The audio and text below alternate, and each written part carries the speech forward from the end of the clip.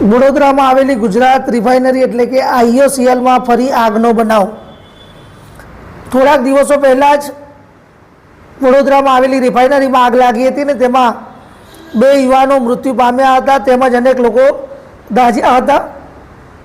તેને લઈને અનેકવાર જાગૃત નાગરિકો દ્વારા તેનો વિરોધ પણ કરવામાં આવ્યો હતો અને માંડ તે મામલો હજુ ઠારે નથી પડ્યો અને તેના આવેદનપત્રો પણ આપવામાં આવ્યા હતા। થોડાક દિવસ પહેલાં જ આપણે જોયું હતું કે BSPના આગેવાનો દ્વારા તેની માહિતી પણ માગવામાં આવી હતી કલેક્ટરશ્રીને આવેદન આપીને કે આ કેમ લાગી, શું છે તેની પૂરેપૂરી હજી પણ IOCL માહિતી બહાર આપતી ન હતી। તેના ચોક્કસ કારણો માટે પણ આવેદનો આપવામાં આવ્યા હતા। ત્યારે ફરી બીજી વાર આગનો બનાવ બન્યો છે। આપ જોઈ શકશો આ વિડીયોમાં વડોદરામાં આવેલી ઇન્ડિયન ઓઇલ કોર્પોરેશન લિમિટેડમાં આગ લાગી છે અને ધુમાડાના ગોટે ગોટા આકાશ તરફ જઈ રહેતા આપ જોઈ શકો છો।